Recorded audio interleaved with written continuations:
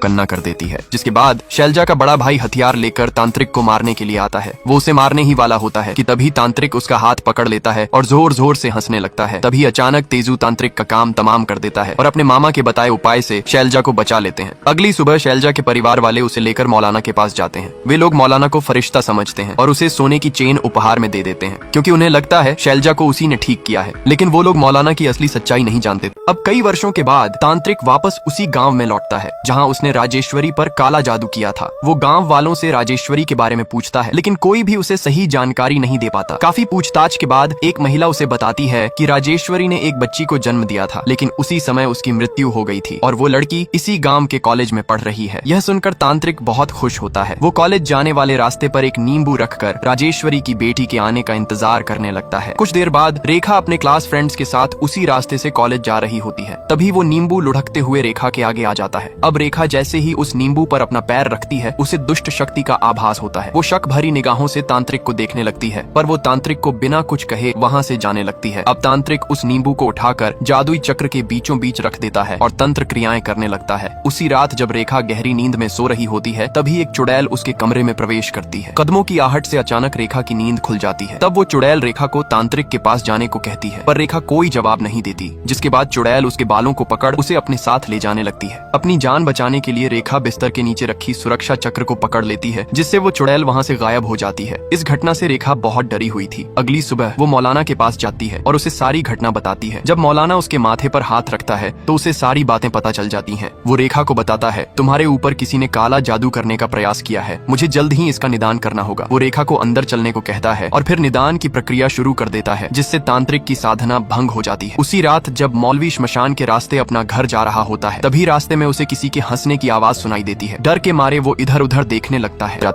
उसका चेहरा दोनों हाथों से ढका होता है। मौलवी हैरान रह जाता है। वो धीरे धीरे उसके पास जाता है, ये देखने के लिए कि वो है कौन। जैसे ही औरत अपने चेहरे से हाथ हटाती है, वो एक डरावनी पिशाचिनी में बदल जाती है। उसका भयानक रूप देखकर मौलवी बुरी तरह घबरा जाता है और अपनी जान बचाने के लिए वहाँ से भागने लगता है। लेकिन तभी वो पिशाचिनी उसके सामने प्रकट हो जाती है और एक झटके में उसकी गर्दन मरोड़ देती है, जिससे मौलवी की वहीं पर मौत हो जाती है। अगले दिन जब तेजू चाय पी रहा होता है, तभी शैलजा का भाई आकर उसे बताता है कि किसी ने मौलवी को मार डाला है। ये सुनते ही तेजू के पैरों तले जमीन खिसक जाती है, क्योंकि कुछ दिन पहले ही मौलवी ने रेखा को बुरी शक्तियों से बचाया था। तेजू तुरंत रेखा के पास जाता है और उसे ये सब बताता है। तब रेखा कहती है, गांव में जो तांत्रिक देवी माँ की पूजा करता है, शायद उसी ने मौलवी को मारा होगा। यह सुनकर तेजू का खून खौल